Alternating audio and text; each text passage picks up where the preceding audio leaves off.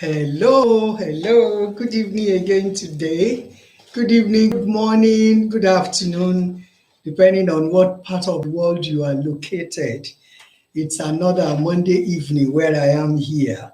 And my name is Tony Ogunbanjo, and I'm on tonight again on our talk show, Let's Share It. And I'm here on behalf of Listening Ears. Listening Ears is an award winning charity operating within the borough of Greenwich and Bexley in London.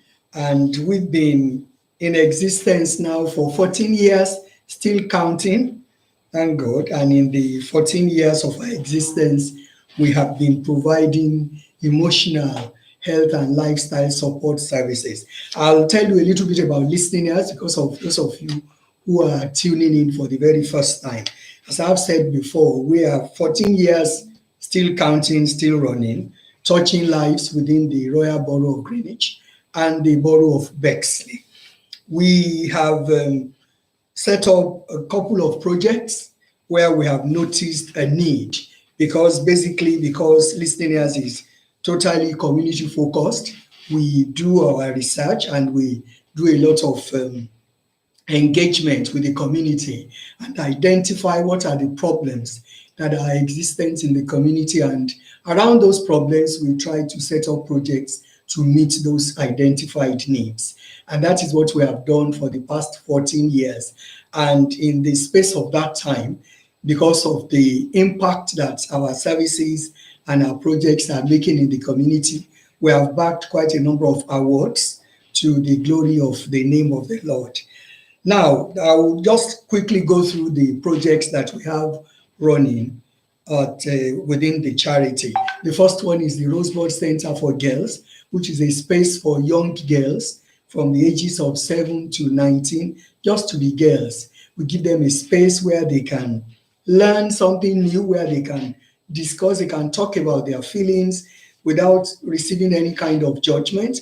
We enable them to be able to build their self-confidence and esteem by running different kinds of workshops to give them a space to find their expression. We run workshops around jewelry making, fashion design, workshops in arts and crafts. We do a lot of workshop with them around cookery. We do so many things, basically music, media, different kinds of things actually.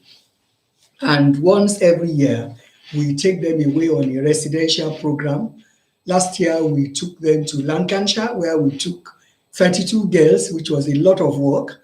Trust me, it was a lot of work for myself and the entire team.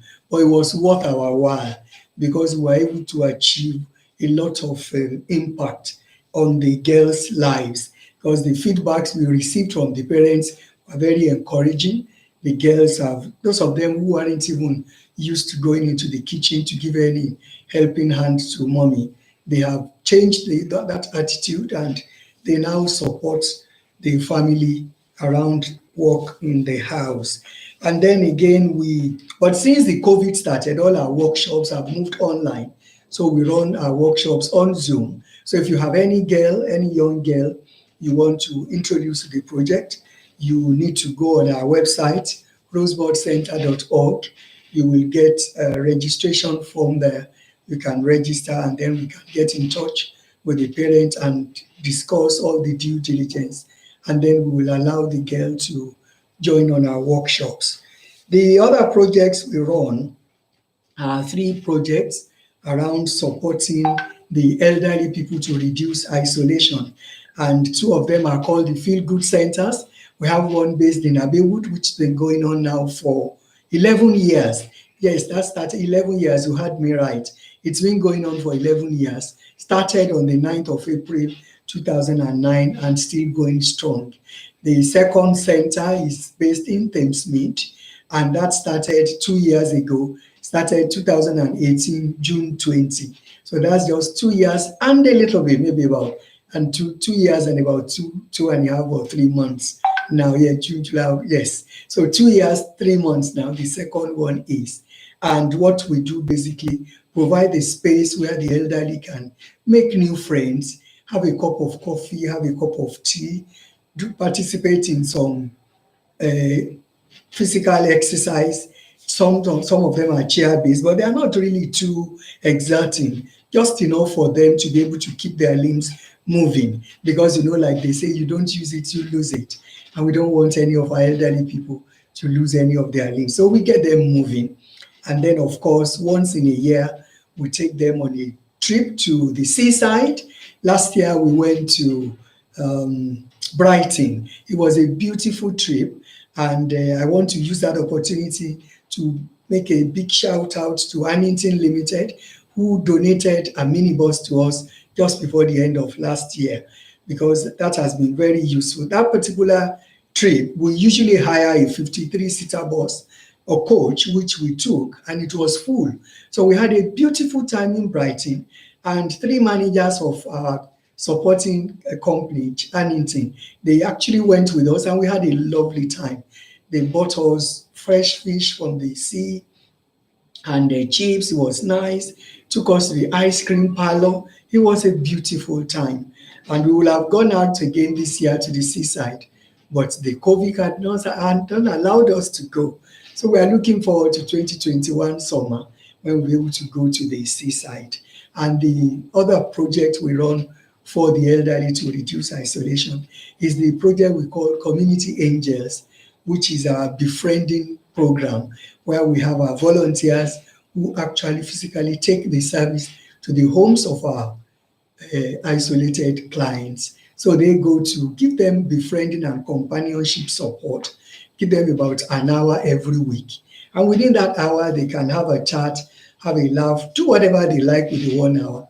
If the client is still fit enough to have a walk, they can go out together and have a walk.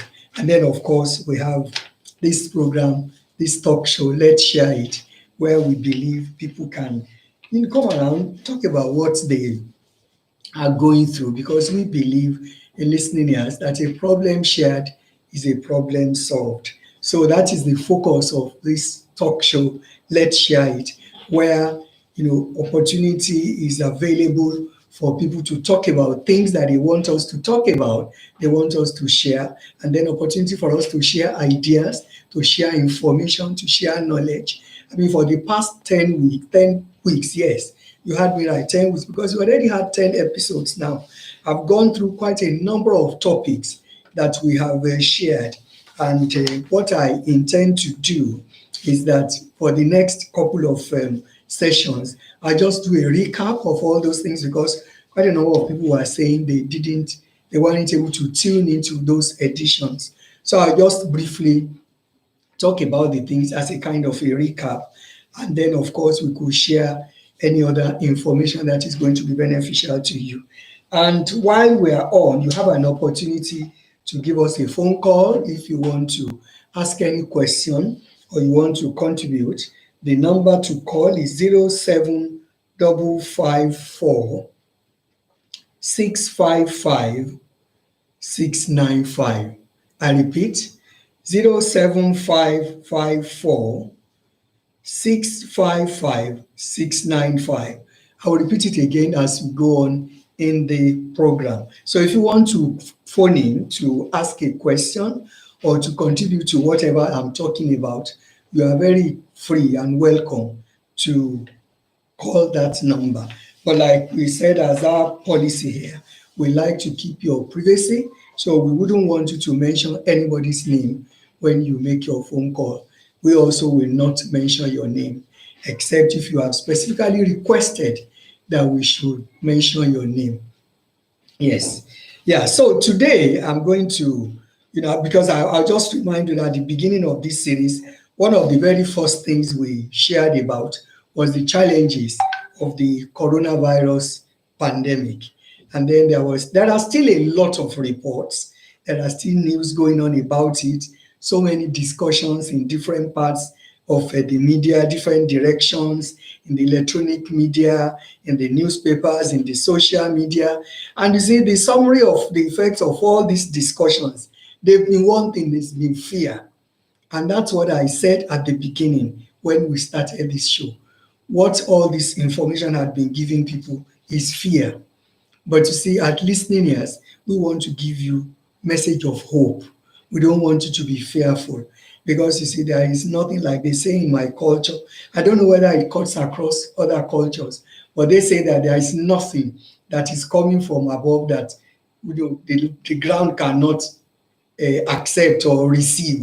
Sometimes you see, my culture is very rich with its proverbs that sometimes well, actually, not even sometimes, most of the time, it is so difficult to literally translate what the proverbs are saying or trying to convey into proper English. It's difficult. But the thing is, the long and short of it is that nothing is new, basically. That's what the proverb is saying. So we don't want anybody to live in fear. We don't want at all. In fact, that is why we exist. Listening ears, we are here to listen to you, to share what is it that you are going through, how can we support you, how can we help you. So I want to encourage you again today. You have no reason to fear, not one single reason to fear. A lot of people, the fear people have, some people are, about the fear of contacting the COVID, the disease itself. Some people, it's the fear of dying as a result of that. And then for some people, it's the fear of not even knowing what to expect or what to do. Should they be affected? Should their relatives be affected?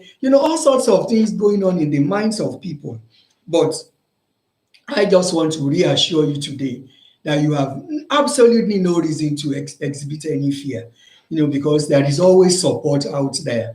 We give you all sorts of support, and there are so many organizations. As a matter of fact, if there has been any time that support has flown out endlessly, I think it is the time of this COVID-19, because a lot of organizations, individuals, well-meaning people, God-fearing people, so many people have put themselves out there just to want to support people. All they want to do is just hear, just an information that there is a place that support is needed, and off they go. They go to support them. And that is exactly what we also do at Listening Ears. And at this moment, I want to quickly say that our hearts go out to those who have been really affected by this pandemic, particularly those who have lost their relatives. I mean, I've lost a few people that I know, they died. So, and I know there are so many people out there who have lost one person or the other. From Listening Ears, on behalf of the charity, I want to express our condolence to you. I want to say that our hearts go out to you, and that we pray that God, in His infinite mercies, He will give you the fortitude you need to be able to bear the irreparable loss that you must have suffered because of the departure of your loved ones. And for those who are still battling with the experience of the corona, we also pray that the healing power of God will touch you wherever you are and will see you through. Now, in spite of the devastating effects of the COVID-19, what I want us to share today is the way forward. And the other time when we spoke, I think it was the first or second episode, I shared with you about the positive outcomes of the COVID-19. And then I want us to look at the ones that we should keep out of all those positive outcomes, that we need to keep them for as long as possible into the future. Now, the first one is spending quality time with our loved ones, which obviously will improve family relationships. A lot of people who didn't used to spend time with their loved ones, that was one of the effects of the COVID, the positive sides of it, because they were all stuck at home. They had no choice than to spend time with their loved ones. So what I want to admonish people tonight is that even though COVID has kind of technically subsided a little bit, but at least people are kind of getting to terms with it, and people are getting to move about their regular work in one way or the other. But that is one aspect of life that we must never allow it to go back to what it was. We need to create time and spend quality time with members of our family. Because one of the things I believe and I expect that a lot of you will have realized with this COVID is that life is very short. And there is a very thin thread between life and the life beyond. So bearing that in mind, we need to make sure we create quality time that we will spend with our loved ones. because we never know when God is going to say, come home, what you've done is enough. So that's number one. Then number two, what I want us to continue to do is to redefine and reorder our priorities, putting things in perspective and getting our priorities right, focusing on more important things in life. Because one of the things that I've realized, and I believe so many other people have also realized, is that a lot of times we are busy wasting our time on things that are not actually really important. So now I think it is time for us to start to prioritize whatever we need to do and put things in perspective. And then we need to make efforts to improve our lifestyle with exercise as a way of life. Well, a lot of people have been doing that. They have been forced to do that during the COVID-19, particularly during the lockdown. Now that the lockdown is eased, I want to admonish people that you don't have to give up on living a healthy lifestyle, because we have to actually make it a way of life. That's the only way forward. So that is very important. Another thing that is important for us to keep for life is about valuing money more and making changes to our budgets. A lot of expenses that were frivolous spendings, so many people were compelled to reappraise that, because, of course, for a lot of people, not much money was coming in during the lockdown. So they had no choice than to try and minimize their expenses and make sure they only do things, they only expend money on things that are very necessary and very crucial and extremely needed. So things that are not really important, or they are not, they are just probably luxuries, they won't even bother. So that is something we need to keep as a way of life. And then, of course, some people kept more in touch with neighbors and they made more contact with family and friends just to ensure that they are fine.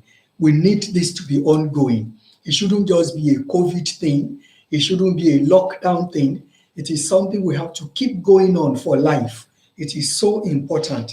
And then another thing that is somehow it is funny, but then it is very, very important, is that cleaning of hands has now become a way of life, which is a very good thing. It's a quite very good thing, because it reduces other germs and diseases that people can easily contact. And then, of course, it reinforces the importance of personal hygiene. So that has to keep on going, whether or not, even if there is an announcement today that, oh, it is all clear, there is no COVID anywhere, blah, blah, blah, we still have to. These are part of the things we have to keep on going, because that's about what I'm talking about today. Things we need to keep on doing, regardless of whether the pandemic is over, whether the lockdown has been lifted or not. And then, of course, alternative sources of keeping fit for free. They are very much available on YouTube and so many other platforms, and we can take advantage of them. So nobody has any excuse of not getting fit and doing exercise. Because even if you can't afford the gym, for some people, not that they can't even afford the gym, but they are still kind of, some still kind of wary about, do I really want to go to the gym now? Do I want to really start to mix with so many people that I will see there? Is that atmosphere okay for me in terms of the social distancing and everything? So if you don't want to go to the gym, that's fine.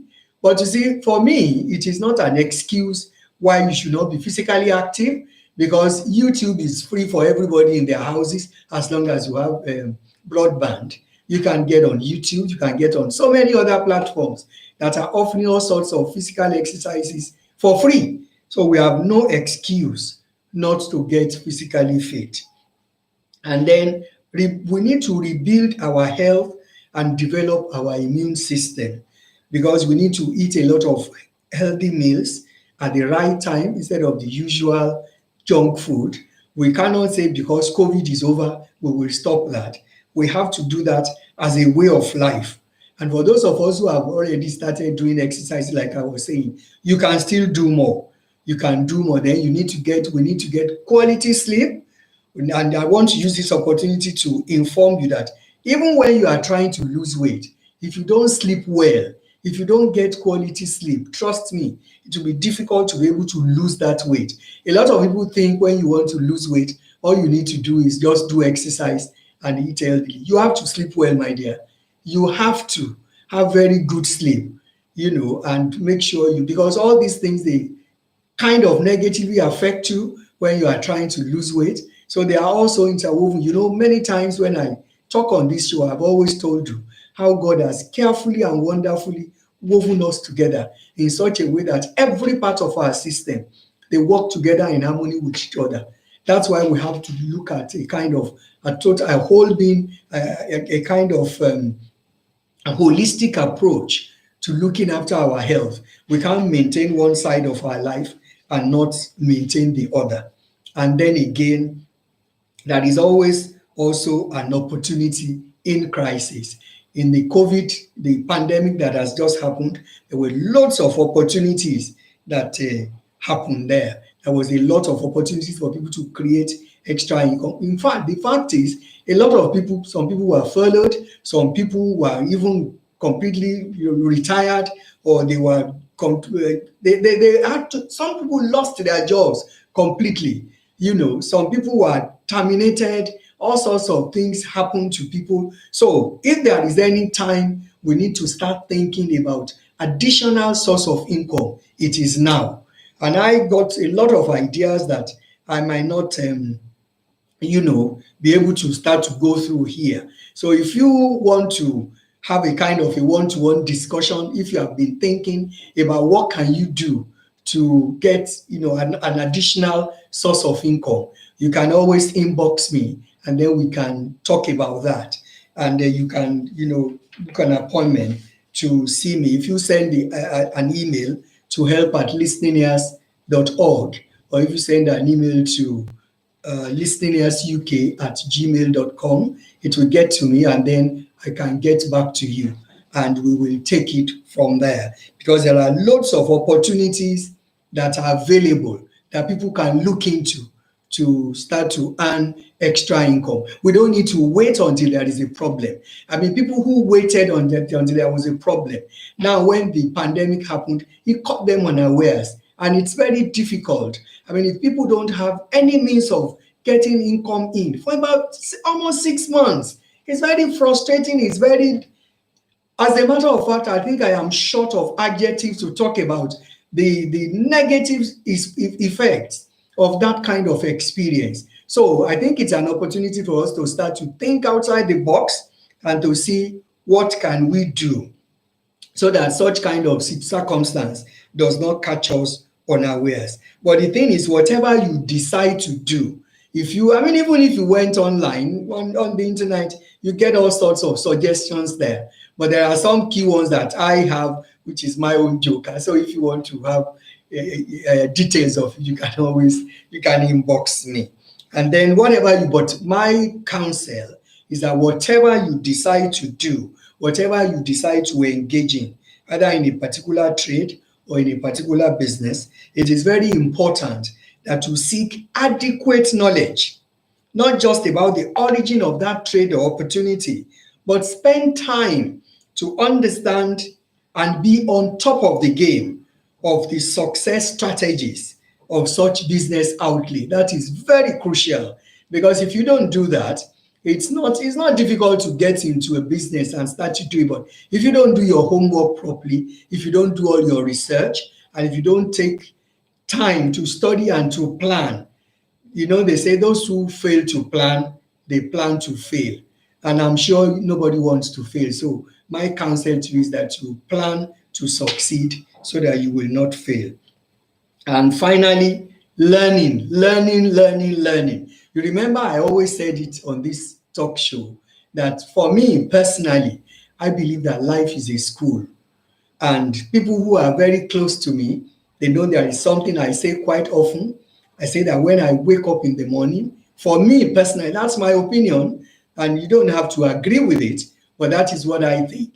I believe that if one wakes up in the morning, any day, any given day, and throughout that day, by the time one is going to sleep at night, and you cannot point to something specific to say, this is the new thing I learned today, trust me, as far as I'm concerned, it's a wasted day for me, because I believe that on a daily basis, we must learn something new. something new, something we can point to, and we can say, you know what, yesterday I didn't know about this. And you see, we can learn this from anybody. We can learn from younger people, we can learn from older people, we can learn from any means. I mean, there are lots of things I learned from my grandchildren. It's interesting. Some child might be about 2 or 3 years old, and they will say certain things that you never thought about in your life, and the thing becomes a learning point for you. So I'm going to counsel that we should get into learning, learning, learning. We need to enlarge our sphere of knowledge. We need to read. We need to take online courses because they're very less expensive and they are, less disruptive than any other one. Particularly now with the COVID, a lot of things now they now go online. And if you have to attend any courses physically, you know what it takes, your time to travel, all sorts of inconveniences. But then within the comfort of your home, just behind your computer, you can learn loads of things and you can soak up unlimited positive information that is available on the internet. And the final thing I would say, you should also share information. I'm appealing to you, please don't be selfish. When you get some information, share it. Let other people benefit from the information that you have gotten. Educate others and encourage them to learn and encourage them to share. Now, part of what I have decided I'll be doing every week is that when I am leaving, that I'll give you a kind of a parting word. So one of the things that I've decided I will share with you today is about taking responsibility for our words. I want to ask a question. Did you know that your words, they have creative powers and you can use them as a destructive force or as an instrument of blessing? So I want to encourage you today to watch what you are saying. For very many of us, either knowingly or inadvertently, we continually speak negative words over our lives, and then eventual defeat will be the result. Because anybody who speaks negative words over their lives, they should expect to see defeat. And that's not my desire for you or for anybody for that matter. In the same way, if we are used to speaking words of faith, words of victory, positive words, we will see a harvest of blessing, not only in our own lives, but even in the lives of those who are around us. So in life, if anybody tells you or advises you that if you can't say something nice, zip it up. Don't say anything at all. It is a golden advice, because that's my advice for you today. If at any point in your life, if what you want to open your mouth to say is not positive, please just keep quiet. And I don't mean that with any kind of disrespect. I mean that with a lot of humility and respect. Keep quiet or say something positive to yourself, because that's the best advice you will ever get in life. So don't even give life to your negative thoughts. You see, thoughts come to everybody. Don't get me wrong. There is nothing wrong about people thinking stuff. The only thing that I want to counsel you is never verbalize it. When a negative thought comes to you, dismiss it from your mind. Speak something positive to counter it, because you can't continue to speak negative words filled with doubt and unbelief and expect to have a positive life full of joy and full of hope. It's not going to happen. So you can change your situation by changing your words. Talk about your vision and your dreams. Change your words, you will change your situation. And that's what where I'm going to say good night today. I like to say that from listening ears, we still appreciate inviting people to become partners to listening ears. We encourage people to become a partner by setting up a direct debit to give us little donations every month, as little as £5 a month. We appreciate it. But even if you want to give us £1,000,000, trust me, I'll run to your door and come and pick up the check. But then, seriously speaking, we are requesting that you please sign up to become a partner. If you go on our website, listeninghours.org. Information are there, our bank details are there. You can download the forms. You can send us an email, help@listeninghours.org, if you want us to email the forms to you. We're happy to do that. We're also requesting that we need more volunteers, particularly around our befriending project. And if you have elderly people, people who are over 50 and above, and they want to join our Feel Good Center, the sessions runs on Wednesdays and Fridays from 12 o'clock to 3 o'clock. They engage in physical exercises and they have a chat, they have a laugh. We do a lot of things. We have a lot of information sessions around well-being, around different areas of knowledge that is very beneficial to all those who are there. That happens every Wednesday and Friday from 12 o'clock to 3 o'clock. If you are interested or you have somebody you want to send on the program, please send an email to feelgoodcenters@gmail.com or help@listeningears.org. And for the girls too, if you have any young girl under the age of 19 that want to register at Rosebud, please go on the Rosebud website, www.rosebudcenter.org. You can always get the application form there to download, and then you can complete it, and then you can email it to us, and one of the members of the team will get in touch with you. That's all we have for you today, and I want to say, please stay safe, take good care of yourself, and take good care of each other. And until next week, I want to say very much thank you to all of you who have tuned in today, and I'm not taking that for granted at all. I want to say thank you and God bless you. Bye. I'll see you next week, Monday, 6 o'clock. Thank you. Bye-bye.